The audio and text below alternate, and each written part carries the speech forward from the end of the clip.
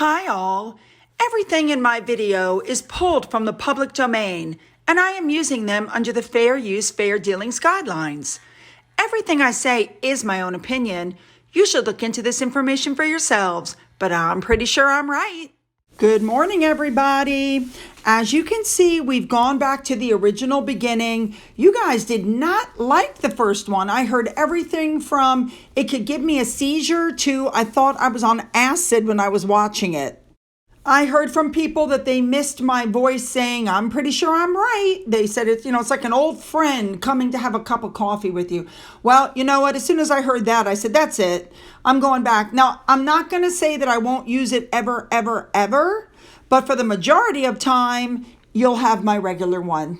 Okay? So let's just jump in because we got a lot to cover. Let's go. We're starting off this morning with Princess Eugenie, who's in Mexico City at an art show. I love that outfit. She looks good pregnant. All right, moving on. Next up, we have Princess Anne, the Princess Royal. Earlier in the week, she held a Young Achievers reception at Buckingham Palace. She is the commander-in-chief of the St. John's Ambulance, the youth group of St. John's Ambulance.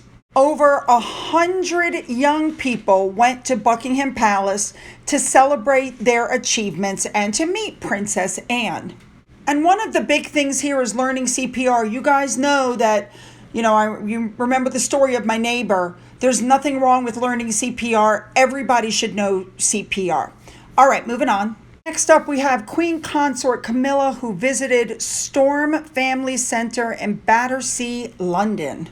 For those of you who are unaware, she was there to mark the charity's 19th anniversary. Now, this place supports people affected by domestic violence and offers services to old and young people there in the community. They've sponsored over 3,000 women and 1,000 young people to date, and it offers childcare services, career and training services. They even have a special sensory room for children with special needs. Now, she then met survivors and went to a reception. This kind of work is the kind of work that's so important that brings attention to this kind of charity, which is why people will then donate it, which is why it then benefits the entire community. Therein lies the difference between drawing attention to yourself and drawing attention to other things. They have a lot of classes there, including computer classes, and they have therapy as well. And Camilla tried her hand at the art therapy, which is offered to victims of domestic violence in the center there. She signed it, CR, Camilla Regina, and that picture, by the way, is going to be kept by the center's founder, Marie. At least now we know why she's patron of arts. This is her thing, While Camilla was there, this adorable little girl, her name is Charlotte Rose, gave her a note to give to Charlotte asking her for a play date. How cute is that? And while she was there, Camilla met Sabrina Elba, who is a patron, and Kanye King, the founder of the MOBO Awards and also a supporter of the charity. And of course, before she left, you know what happened. She showed a plaque. They had some cake. Love it. Now we're going to move on to Charles. On the 9th of February at Buckingham Palace, he received letters of credence from the ambassador of France, Helen Duchesne, and the High Commissioner of Samoa, Francella Strickland. Very nice. When he was done with them, Charles met with Chris Hadfield. And for those who don't know who he is the former commander of the International Space Station and an astronaut from Canada. And he stopped in to talk to King Charles about efforts to encourage sustainability in space. Sticking with Charles for just a little bit, he visited the newly renovated museum at Lytton House. Apparently, there were a lot of art pieces there commissioned by the Association of Turquoise Mountbatten, and he wanted to go view them. Very nice. Charles looked at artwork collections from Syria, Jordan, and Afghanistan. Very nice. Moving on to the Prince and Princess of Wales. They are going to a town called Falmouth, and they're going to be learning about Cornwall's maritime heritage. This is the first time they've been there together in their new roles. Now, their first stop was the Maritime Museum. So, of course, you guys know how this goes. They get out of the car, they're greeted. There were a couple of what appear to be very, very young. I mean, they look like they're, you know how it is with us older women. They look like they're 10.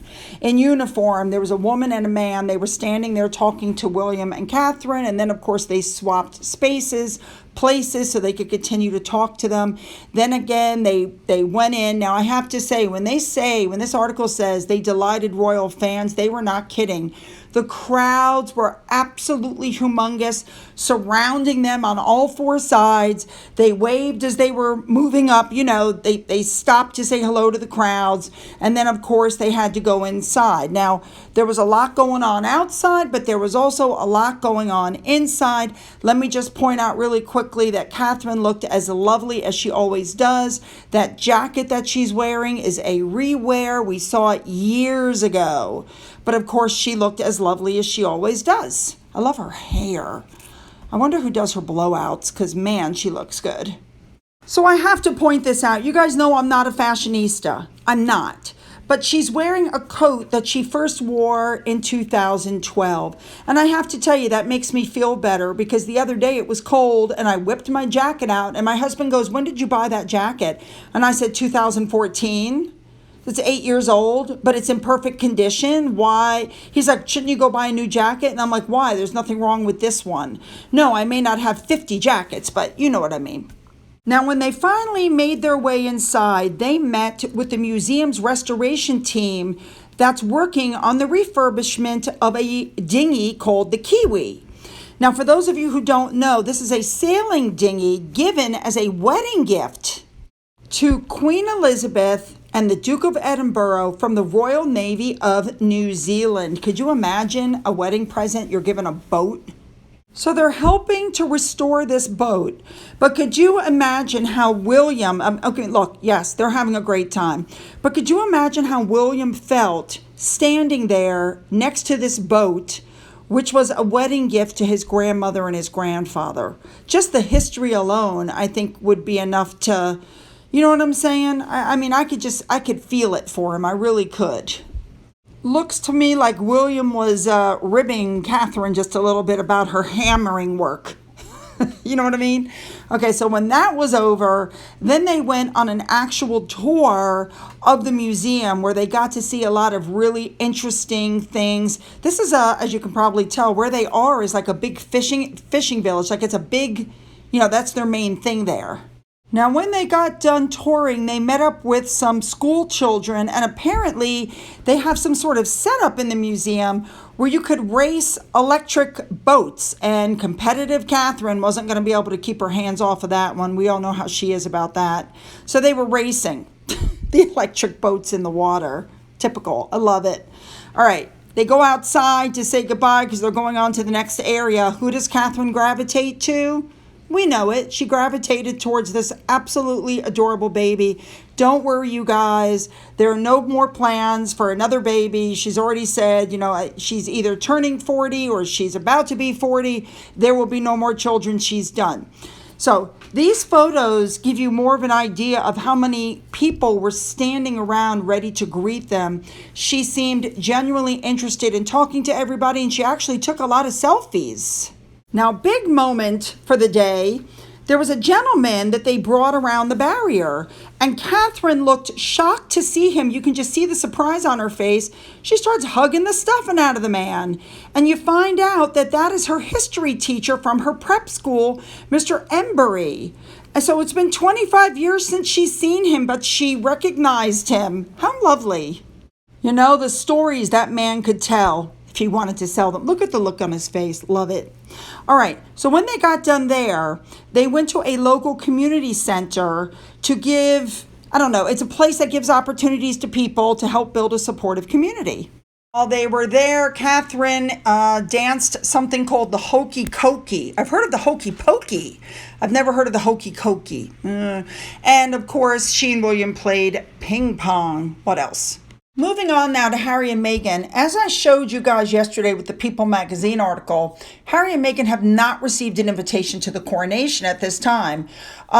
They've already sent out the major invites more than 2 weeks ago. And then after they know how many spaces are left, then they send out the second tier, then the third tier, then the fourth tier, which I do believe this is correct.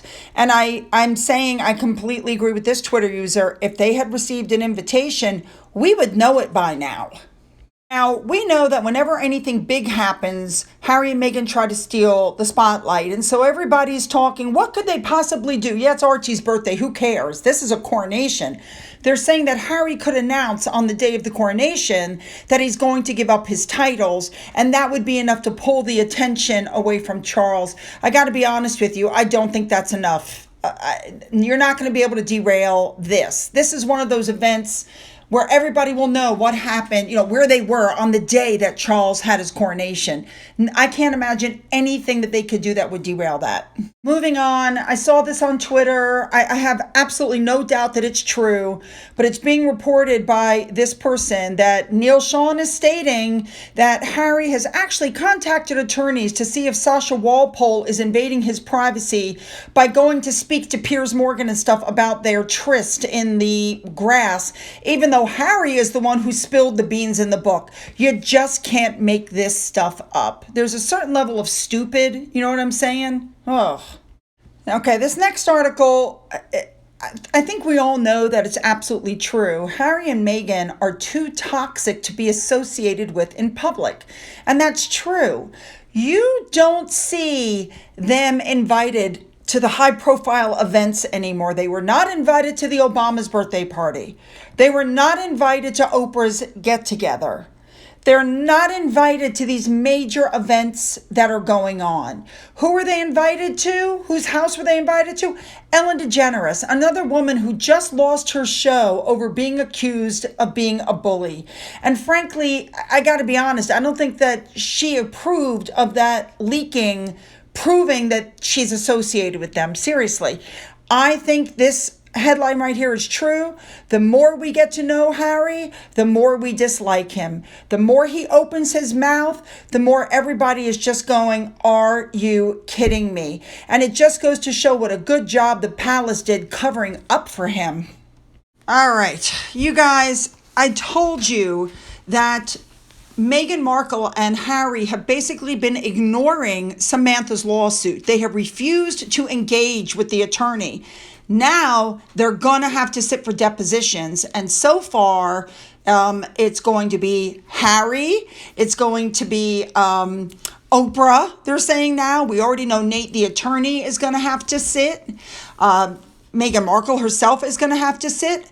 Thomas Markle, she's going to have to depose Doria. She's going to depose her father, Thomas Markle. All of these people, and they're saying they're going to ask her questions about even the small lies, like the lie about the Jeep not working when the truth is it was a brand new car bought by Thomas for Meghan, and Meghan claims she couldn't get in through the door. They're going to rip her to shreds. All right, you guys. I normally don't get into the conspiracy theory stuff, but this really caught my attention. Joe Pink pointed out that when Harry was holding what was supposed to be baby Archie, he literally had his thumb shoved into the side of the baby, and there's no way that wouldn't hurt a baby and make him flinch and move. So she has this video showing it. So watch this.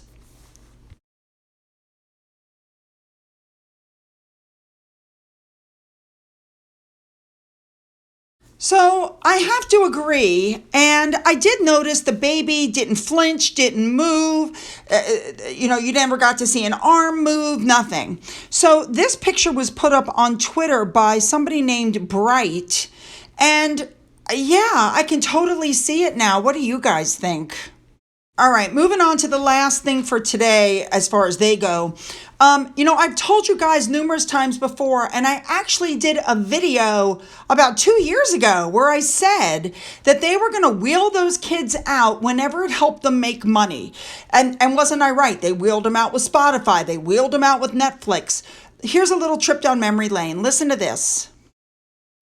As I've told you guys numerous times before, Harry and Meghan are going to wheel Archie out whenever it assists them in making money, however that is. Everything surrounding him is very calculated, and it wasn't going to take long, and it happened. Everybody's heard about the multi-million-dollar deal that Harry and Meghan made with Spotify. And we've all heard about their podcast under their new Archewell audio. They wheeled out Archie, which we knew was going to happen eventually because, let's face it, they need the clicks to keep this job going. So they got Archie to say Happy New Year on camera or on mic in their 12-month agreement that now they're using the Queen's great-grandson to get clicks on a Spotify channel.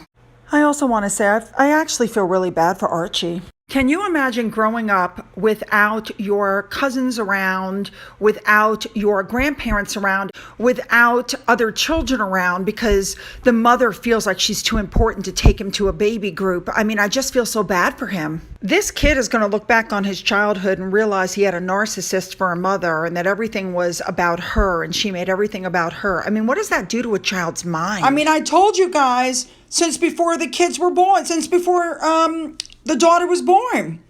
I told you guys that these children were going to be used to help them make money. And that's what's being alleged. I mean, I'm going to sit back and watch this because that's pretty bad if it's true. All right, you guys, my money showed up. I sent I did hold $7 back. I'll explain later. I sent $1,350, which translated over into 1,070 pounds. As you can see, I then got an email saying that the money went. It clearly says right here where it went. I wrote them an email to tell them we were sending the money, and they even responded to the email. Well done, you guys. I mean, I feel much better knowing where that money's going, don't you? All right, you guys know what I want. Leave those comments below and make them good. Don't forget to hit the subscribe button. If you've already hit that button, double check and make sure that you are still subscribed, okay? Because people are still being unsubscribed. I keep telling you guys I have no control over that, okay? Don't forget to go up into the description box and you'll find my links to my Twitter, my Getter, my Rumble, my email, my Patreon. If you've donated through my coffee fund or through the thanks button, thank you so much. And as always, you guys, have a great day.